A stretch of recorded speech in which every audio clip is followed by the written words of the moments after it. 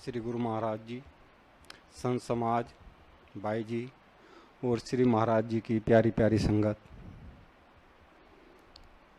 सत्संग क्या, मैं आपको दादा गुरुदेव की एक घटना कहूँ, उनका आशीर्वाद कहूँ, उनकी लीला कहूँ, ये तो आप सुनने के बाद ही बताना। पिछले साल जलंधर आश्रम में श्री निजात भगवान जी का सम्मेलन था। तो सम्मेलन समाप्त होने के बाद मैं स्वामी जी से आज्ञा लेके दिल्ली के लिए चला। स्वामी जी कहने लगे, हाँ अपने अपने आश्रम पे जाओ और अपना आश्रम संभालो। तो वहाँ से जब मैं चला तो स्टेशन पे आया, तो स्टेशन पे आके गाड़ी 3-4 घंटे लेट थी और उसी टाइम हावड़ा एक्सप्रेस हावड़ा से चलकर अमृतसर के लिए जा रही थी। पता नहीं मैं कौन सी नदी के प्रवाह में बह गया। आज्ञा लेके चला हूँ मैं दिल्ली के लिए और मैं अमृतसर की तरफ बह गया। कोई आज्ञा नहीं ली, कुछ नहीं लिया, क्योंकि आज्ञा लेके मेरा अपना अनुभव है ऐसा कि आज्ञा लो तो आदमी बेफिक्र हो जाता है और बिना आज्ञा के आप कोई काम करोगे तो गुरु महाराज उनसे दूर नहीं हो सकते, पल पल उसके नजदीक रहते हैं, उसके साथ रहते हैं, वो 1 मिनट को भी नहीं भूल पाता। तो मैं उस गाड़ी में बिगर टिकट के मैं अमृतसर की तरफ बैठ लिया। श्री गुरु महाराज जी क्या करवाने वाले थे, क्या लीला दिखलाने वाले थे, मेरे को नहीं पता। वो अभी गर्भ में है, क्योंकि मैं तो उनके प्रवाह में बह रहा हूँ। अब जा स्टेशन पे गया, अमृतसर उतरा तो वहाँ पे टिकट चेकर चेक कर रहा है। मैं उसके आगे को निकला, मेरे को किसी ने कुछ नहीं, जैसे देखा ही नहीं उनको। जिसके पास जाना था मैंने उसको फ़ोन किया, मैं ऐसे ऐसे मैं आ रहा हूँ। कहने लगे जब आप स्टेशन पे आ जाओ तो किसी रिक्शे वाले से या 3 व्हीलर वाले से मेरी बात करा देना। मैं वहाँ गया, मैंने बात कराई, उन्होंने अपने घर का एड्रेस बता दिया, मैं वहाँ चला गया। वहाँ जाने के बाद जो मैं लंगर लेके गया था, मैं कहा ये आपके नाम का है, जाना कहीं और था, आ गया आपके यहाँ पे। तो दोपहर को राकेश जी हैं, वो नंगली से जुड़े हुए हैं, तो उन्होंने दोपहर को जो लीला सुनाई, अमृत झंडारोहण पर इतनी भीड़ होती है वहाँ पे कि उनको कहीं भी खड़े होने के लिए जगह नहीं मिली और वे ना ऊपर भी नीचे भी ये सोच रहे थे कि झंडे का जो भी प्रसाद मिले वो मेरे को किसी तरह से मिल जाए। तो झंडे रोहन के हम नीचे खड़े थे, मेरे को 3 नोट हाथ लगे तो प्रसाद के रूप में। एक 10 रुपये मैंने खन्ना जी को दे दिए। 10 रुपये जो वे भटक रहे थे, उनकी जिज्ञासा थी कि मेरे को किसी तरह से वो 10 का कोई भी प्रसाद मेरे को मिल जाए।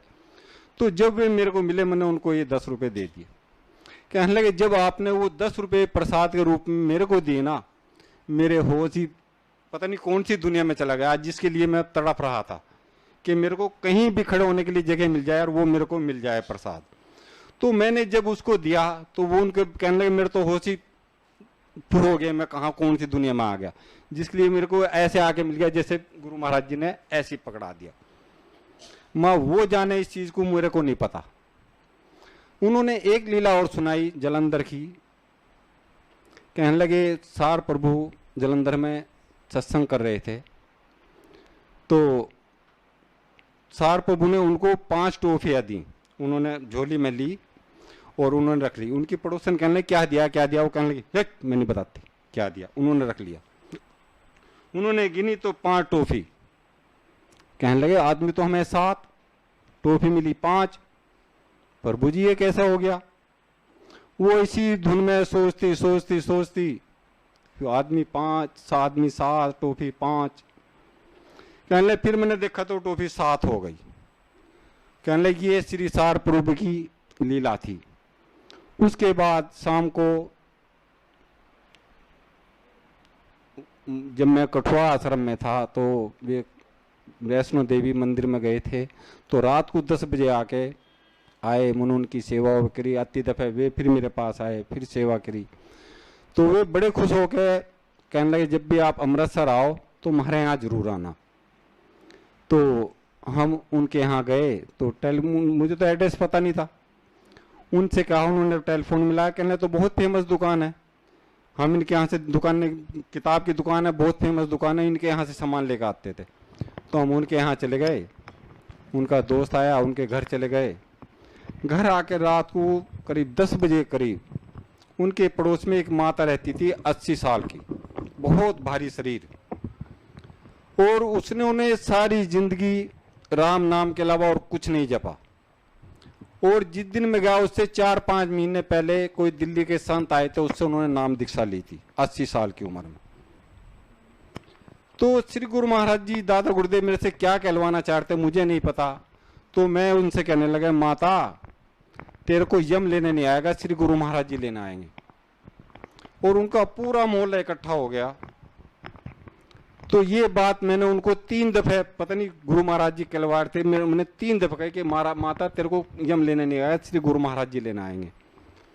तो रात को 11:30 बजे करीब हम आ गए। सुबह 5 बजे मेरी दिल्ली वाली गाड़ी थी। तो बात आई गई होगी, लॉकडाउन लग गया।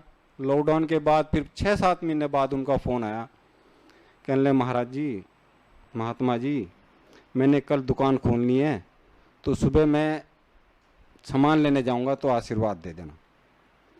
तो शाम को मैं आरती करके जब बाहर आया तो उनका फ़ोन आया था। तो मैं कहने लगा, मगर राकेश जी एक बताओ वो माता का क्या हाल है? कहने लगे, हाँ महात्मा जी वो तो मैं बताना ही भूल गया आपको, ऐसे बोलते हैं वो।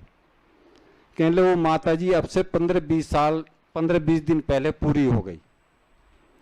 और जिस दिन वो पूरी हुई तो जब हम उनको अजमल करके आ रहे थे तो उनका पोता उनके पास ही बराबर में दूसरी खाट पे लेटता था।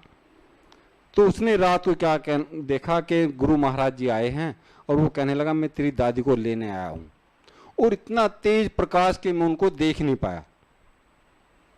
तो जब उन्होंने ये बात बताई तो मेरा तो होश ही उड़ गया। मैं ऐसा लगा कि मैं तो हुई नहीं आकाश कि श्री गुरु महाराज जी जो मैं दिल्ली जाने वाला था, मेरा अमृतसर चला गया, किस धारा में मैं बह रहा था मुझे नहीं पता।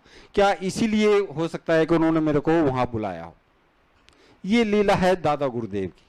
तो कहने लगे, मगर माता तेरे को कौन दिखाई देता है? कहने लगे, ये जो उन्होंने चद्दर ओढ़ रखी ये मेरे को दिखाई देते हैं। तो जो उनको दिल से याद करता है तो गुरु महाराज जी यम की हिम्मत नहीं कि उसको कोई लेना है, श्री गुरु महाराज जी लेना है। ये मेरे साथ प्रैक्टिकल लीला हुई है।